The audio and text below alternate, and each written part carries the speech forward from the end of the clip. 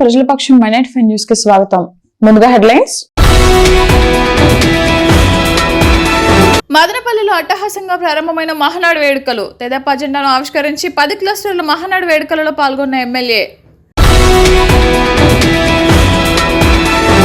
దళిత మహిళపై మూకుమ్మడి దాడి, SC ST case నమోదు చేయాలని డిమాండ్ చేసిన బాస్ ప్రతినిధులు. జనవనరుల పరిరక్షణకు ప్రత్యేక చర్యలు అవసరం. Joint collector Sivanarayana Sharma.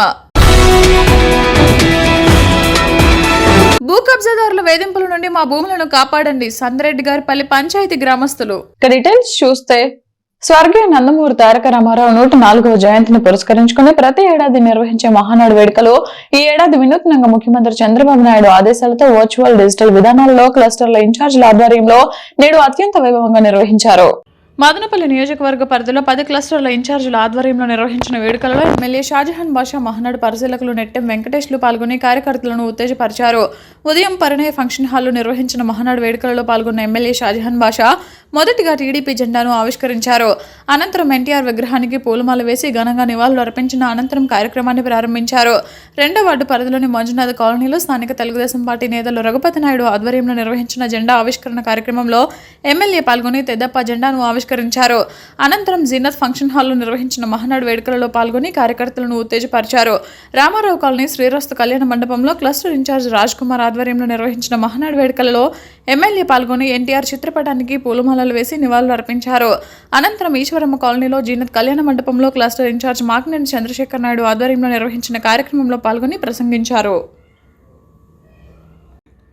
NVR కళ్యాణ మండపంలో రామకృష్ణ ఆచార్య ఆధ్వర్యంలో నిర్వహించిన మహానాడు వేడుకలలో పాల్గొన్నారు. ఈ సందర్భంగా ఎమ్మెల్యే మీడియాతో మాట్లాడుతూ ముఖ్యమంత్రి చంద్రబాబు నాయుడు సారథ్యంలో ప్రధాని నరేంద్ర మోడీ సూచనలతో ఖర్చులు తగ్గించాలని స్ఫూర్తితో మహానాడు వేడుకలను నియోజకవర్గ పరిధిలోని క్లస్టర్ ఇన్ఛార్జ్ ఆధ్వర్యంలో తెలుగుదేశం ప్రభుత్వం సభ్యత్వం కలిగిన ప్రతి కుటుంబ సభ్యుడు పాల్గొనే విధంగా కార్యక్రమాలు నిర్వహించడం జరిగిందని, సుదూర ప్రాంతాలైన నెల్లూరు, మచిలీపట్నం పట్టణాల్లో నిర్వహించాలనుకున్న మహానాడు వేడుకలను కార్యకర్తల వద్దకే మహానాడు వేడుకలను తీసుకొచ్చి నిర్వహించిన ఘనత ముఖ్యమంత్రి చంద్రబాబుదని అన్నారు. ఈ కార్యక్రమంలో ఎమ్మెల్యేలతో పాటు observer Nettem Venkatesh, town bank chairman Nadela Vidyasagar, పట్టణ అధ్యక్షుడు Nadella Arun Tej, SR Shamsheer, Ratakonda Bharati Naidu, Babu Naidu, Vijayamma, Makineni Chandrasekhar Naidu, dance Reddy, Errabelli Venkannareddy, Jafarunnisa, Nagamani Srirama, town bank director Somasekhar Naidu, Vemayya Reddy, royal Ramesh Reddy, Talakayala Srinivasulu, మేస్త్రి Malli, Ramasetti Neelakanta, Modem Siddappa, AMC vice chairman Anjaneyulu, Hari, minority నేత SM Rafi, SA Mastan, Badrinath, Srirama Vinod, JCB Venu, Iqbal, పెద్ద ఎత్తున తెలుగుదేశం పార్టీ నేతలు, కార్యకర్తలు పాల్గొన్నారు. పండుగ దినం నందమూరి తారక రామారావు గారు ఈరోజు 104వ జయంతి సందర్భమున మనం మహానాడు జరుపుకోవడం ఆనవాయితీ. అదే స్ఫూర్తితో, అదే బాధ్యతతో ఈరోజు పెద్దలు చంద్రబాబు నాయుడు గారు నెల్లూరులోనో విజయవాడలోనో మహానాడు జరుపుకోవడం కాదు, ప్రతి వాడలో, ప్రతి క్లస్టర్లో, ప్రతి బూత్లో మనము చాలా బాధ్యతతో కలిసి, ప్రతి కార్యకర్తలతో కలిసి మనము మహానాడు జరుపుకోవడం ఒక పండుగలాగా ఈరోజు పిలుపిచ్చిన పెద్దలు రాష్ట్ర ముఖ్యమంత్రి, జాతీయ అధ్యక్షుడు నారా చంద్రబాబు నాయుడు గారి పిలుపుకు మనం బాధ్యతగా పనిచేస్తూ అందరము ఈరోజు పెద్ద ఎత్తున ప్రతి క్లస్టర్లో చాలా పెద్ద ఎత్తున ఇచ్చేసి మహానాడు జరుపుకుంటున్నాం. ఇచ్చేసిన నాయకులకు, అదేవిధంగా మన మదనపల్లి కాన్స్టిట్యూన్సీ అబ్జర్వర్ అన్న వెంకటేశ్వర గారికి స్వాగతం పలుకుతూ మనం అందరం కలిసి ఈరోజు మహానాడు జరుపుకున్నామని ఇచ్చేసి 10 క్లస్టర్లు ఉన్నాయి. ఇది క్లస్టర్ 4. ఇది ఈరోజు జరుపుకున్నాం. 10 క్లస్టర్లో కూడా నేను సాయంత్రం విజిట్ చేశాను. ప్రతి కార్యక్రమం ఎక్కడైతే ప్రతి ఒక్క క్లస్టర్లో చాలా సజావుగా, చాలా బాగా, నిజంగా చెప్పాలంటే ఒక మన నాయకుల్లో ఉన్న స్ఫూర్తి ప్రపంచానికి ఆదర్శం అని తెలియజేస్తూ మరొకసారి ఈరోజు మహానాడు సందర్భంగా అందరికీ ప్రత్యేక ధన్యవాదాలు తెలుపుతున్నాను.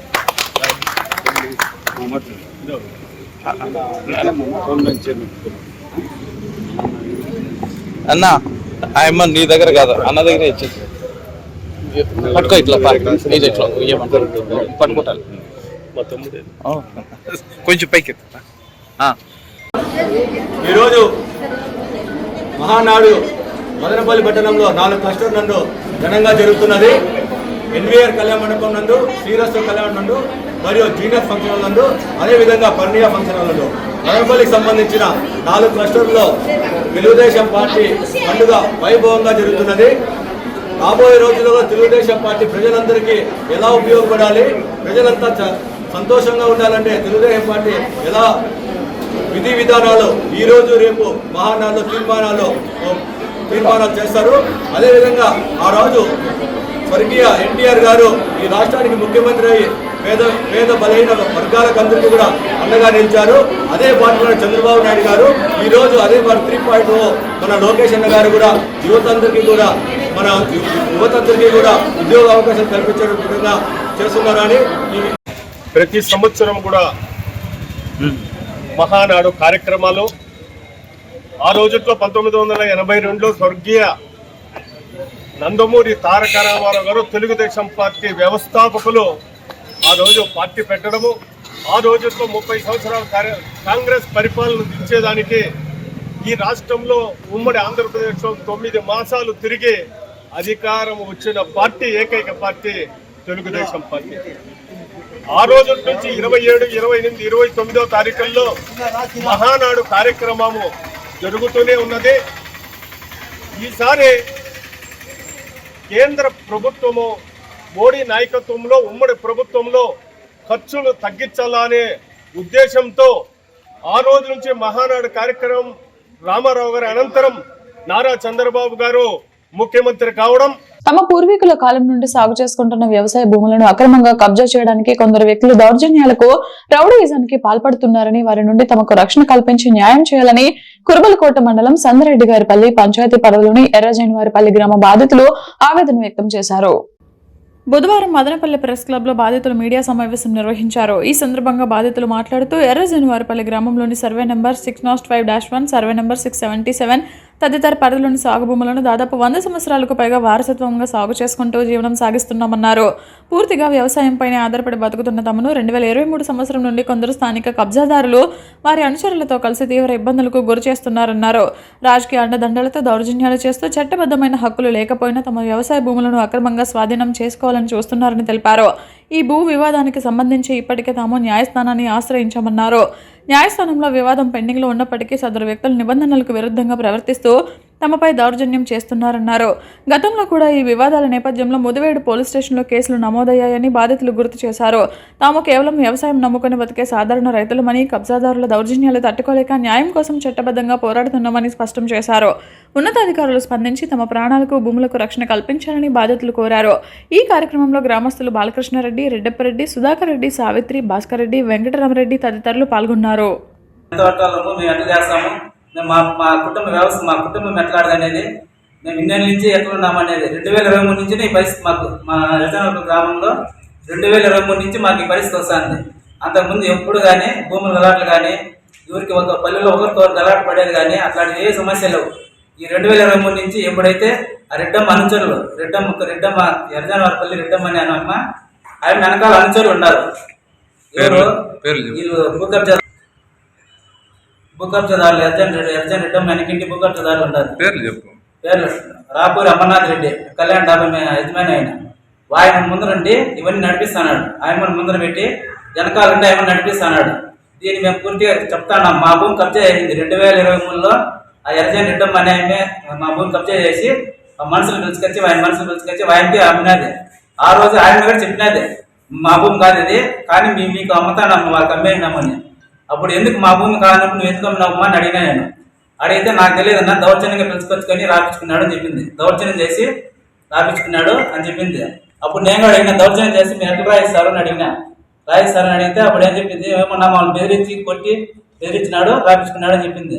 ఈ రోజు మళ్ళీ కంప్లీట్ ఏమని ఇచ్చింది, మా ప్రాణహాని ఉంది అని ఎస్పీ సార్కి ఇచ్చింది. అంటే 2024 లాస్ట్లో సంవత్సరం ముందు ఆయన వాళ్ళే వచ్చి కొట్టి ముదివేడు స్టేషన్లో కేసు కూడా ఉంది వాళ్ళ పైన. ముదివేడు స్టేషన్లో కేసు ఉంది. మళ్ళీ రాజీ విన్నారు. మొన్న రాజీవి ఇప్పుడు మళ్ళీ మా పైన జిల్లా కలెక్టర్కి అర్జీ ఇచ్చినారు. మళ్ళీ వచ్చి ఇప్పుడు ఎస్పీ సార్కి ఇచ్చినారు. జిల్లా కలెక్టర్కి అర్జీ ఇచ్చింటే మా భూములు ఆన్లైన్ చేసుకున్నాము అని చెప్పేసి అర్జీ ఇచ్చినారు. మా చట్టబద్ధంగా మేము ఊరి భూములు కబ్జా చేయాల. మా భూములు మా నాయన నుంచి మాకు వచ్చినాయి. మేము రాసుకున్నప్పుడు ఆన్లైన్ చేసుకున్నాము. మేము ముటేషన్ చేసుకున్నాము రీసర్వేలో. అంతే తప్ప మేము ఊరిని కొట్టేసిన భూములు, దొంగతనం భూములు కబ్జా చేసిన భూములు మేము చేయాల, కానీ వీళ్ళే కావాల్సి మా భూములు కబ్జా చేసి మళ్ళీ రిటర్న్ మా పైనే మళ్ళీ కేసులు పెడుతున్నారు, మళ్ళీ మమ్మల్ని ఇబ్బందులు పెడుతున్నారు. పూర్తిగా అవాస్తవం. ఏం చేసినది ఏం వెనకింటనే వాళ్ళ నాన్న ఉన్నారు భూ కబ్జాదారులు. ఈ రాపూర్ అమ్మనాథ్ రెడ్డి అనే వ్యక్తి ఇవన్నీ చేపిస్తున్నాడు. అతని పైన ఏమన్నా ప్రభుత్వం కానీ లేదంటే జిల్లా ఎస్పీ కానీ జిల్లా కలెక్టర్ సార్ కానీ ఒక ఎంక్వైరీ చేసి మా పల్లె పట్ల మా యశాన గ్రామస్తులు కాపాడాలని కోరుతున్నాము. ఎలాంటి తప్పులకు ఆస్కారం లేకుండా జిల్లాలో జనాభా గణన ప్రక్రియను ఖచ్చితత్వంతో పారదర్శకంగా నిర్వహించాలని జిల్లా కలెక్టర్ నిశాంత్ కుమార్ అధికారులను ఆదేశించారు. రాయచోటి డివిజన్లోని గాలివీడు, రామపురం మండలాల్లో జరుగుతున్న జనాభా గణన 2026 ఎన్యూమరేషన్ ప్రక్రియను బుధవారం కలెక్టర్ ఆకస్మికంగా తనిఖీ చేశారు. ఈ సందర్భంగా ఆయా గ్రామాల్లో ఇంటింటికి వెళ్లి జనాభా గణన పూర్తి చేసిన గృహాలకు వేసిన డోర్ నెంబర్లు, నమోదు చేసిన వివరాలు, ఆన్లైన్లో నమోదు చేసిన సమాచారాన్ని రికార్డులతో సరిపోల్చి పరిశీలించారు. అలాగే సంబంధిత కుటుంబ సభ్యులను నేరుగా అడిగి వివరాలను ధృవీకరించుకున్నారు. అలాగే ఖాళీగా ఉన్న మరియు తాళం వేసిన గృహాలను ప్రత్యేకంగా పరిశీలించిన కలెక్టర్ ఆ గృహాలపై చుట్టుపక్కల వారిని అడిగి సమాచారం సేకరించారు.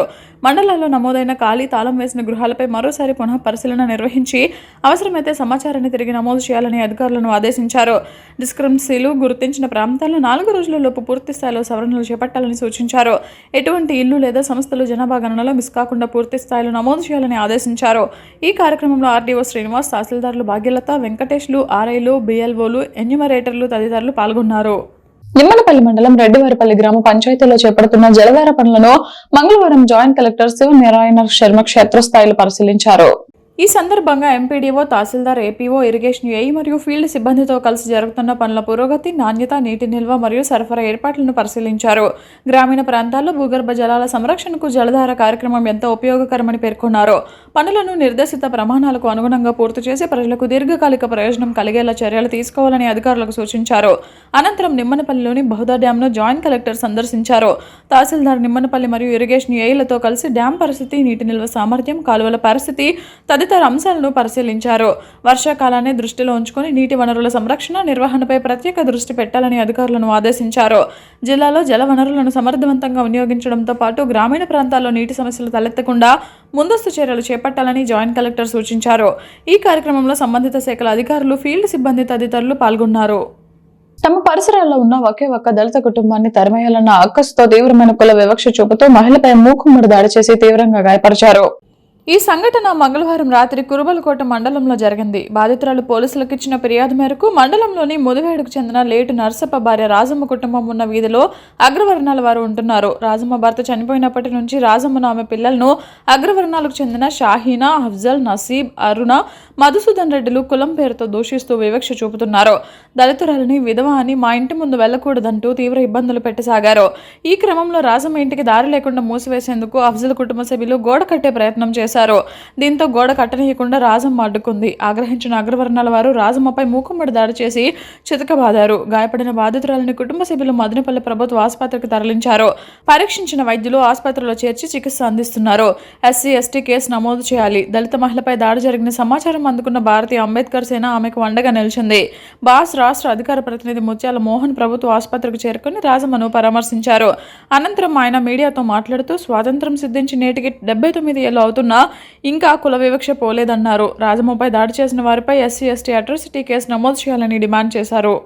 రాజమ్మ నేను మేము అవే కులమాడు ఉండేది, ఎస్సీ కులము. ఒక ఇంట్లో వాళ్ళ ఇంటి ముందర మేము పోకూడదు అనేసి మా ఇంటి ముందర మనులు నాటేసినారు, గోడ కడుతున్నారు. ఎందుకు మీరు ఎస్సీ అని రాకూడదని చెప్తున్నారు. అంతలాగే వాళ్ళు అఫ్జల్ అనే పిల్లోడు వచ్చి మా ఇంట్లోకి వచ్చి కూర్చోంటే నా కూతురు నేను కూర్చోంటే వస్తానే ఎగిరి తన్నాడు. రొమ్ము తన్ని సార్ తన్ని బయటపెట్టి లాగినాడు సార్. బయటపెట్టి రాయి లంచా అని బయట లాగినాడు సార్. మమ్మల్ని లాగేసి మీరు ఎక్కడ తిరగండి లంచా, ఇక్కడ తిరగకూడదు, మీరు ఇంట్లోనే ఉండకూడదు అని చెప్పినాడు సార్. మాకు చాలా ఇబ్బంది పెట్టినారు సార్ వాళ్ళు. మీరు ఇంట్లో ఉండకూడదు, మీ క్యాస్ట్ ఇక్కడ తిరగకూడదు అన్నారు సార్. మీరు ఇల్లు అమ్ముకొని ఫోన్ ఏమన్నా చేసుకుని అని చెప్పినారు సార్ మాకు. అవును సార్, చాలా ఇబ్బంది పెడుతున్నారు సార్. మీరు ఎవరు వస్తారు రాని, మీరు ఉండకూడదు ఈ ఊళ్ళో అంటున్నారు. అందుకు మాకు భయపడి నేను మానపల్లికి వచ్చినా సార్. పట్టుకొని తన్ని ఈడ్చి బయట వచ్చేసి భయపడి మానపల్లికి వచ్చి హాస్పిటల్ నాకు గుండె నొప్పి అని హాస్పిటల్ చేసినారు సార్. సరే చెప్పమ్మా జరిగిన విషయం చెప్పు. మేము నేను రోడ్ల నుంచి పోకూడదు, వాళ్ళ ఇండ్ల ముందర పోకూడదు అంటారు సార్. మేము మదనపల్లి సమీపంలోని మిట్స్ డ్రీమ్ టు బి యూనివర్సిటీకి చెందిన ఎన్సీసీ క్యాడెట్లు చిత్తూరులో మే 17 నుండి మే 26, 2026 వరకు నిర్వహించిన ఎన్సీసీ ATC 3 శిబిరంలో విశిష్ట ప్రతిభ కనబర్చారని vice chancellor doctor C Yuvaraj తెలిపారు. దేశభక్తి, క్రమశిక్షణ, నాయకత్వ లక్షణాలు మరియు శారీరక దృఢత్వాన్ని పెంపొందించే లక్ష్యంతో నిర్వహించిన ఈ శిబిరంలో ఫైరింగ్ శిక్షణ, అడ్డంకుల శిక్షణ, మ్యాప్ రీడింగ్, యుద్ధ నైపుణ్యాలు, ఆరోగ్యం మరియు పరిశుభ్రతపై ప్రత్యేక అవగాహన కార్యక్రమాలు నిర్వహించారు. ఫైరింగ్ శిక్షణ ద్వారా ఆయుధాల వినియోగంపై అవగాహన కల్పించగా, అడ్డంకుల శిక్షణ ద్వారా శారీరక సామర్థ్యాన్ని పెంపొందించారు. మ్యాప్ రీడింగ్ కార్యక్రమంలో ప్రదేశాల గుర్తింపు, దిశా నిర్ధారణ వంటి నైపుణ్యాలను నేర్పించారు. మొత్తం 594 మంది క్యాడెట్లు పాల్గొన్న ఈ శిబిరంలో క్రమశిక్షణ, సమయపాలన మరియు జట్టు భావనలో ప్రత్యేక ప్రతిభ కనబరిచిన మిట్స్ యూనివర్సిటీకి చెందిన 15 మంది క్యాడెట్లు తదుపరి శిబిరానికి ఎంపిక కావడం గర్వకారణమని తెలిపారు. ఈ శిబిరానికి కమాండింగ్ ఆఫీసర్గా కల్నల్ NV మోనిస్, అడ్మినిస్ట్రేటివ్ ఆఫీసర్గా లెఫ్టినెంట్ కల్నల్ P లోగనాథన్ సేవలందించగా, చిత్తూరు 35 ఆంధ్ర బెటాలియన్కు ప్రత్యేక కృతజ్ఞతలు తెలిపారు. శిబిరంలో ప్రతిభ కనబరిచిన ఎన్సీసీ క్యాడెట్లను MITS founder and chancellor doctor N Vijayabhaskar Chowdary, pro chancellor N Dwarakanath, executive director Keerthi Nadalla మరియు NCC officer captain Naveen Kumar అభినందించారు. అనుక్షణం ప్రజల పక్షం న్యూస్ ఇంతటితో సమాప్తం. తిరిగి రేపటి బులెటిన్ లో మళ్ళీ కలుద్దాం. అంతవరకు సెలవు, నమస్కారం.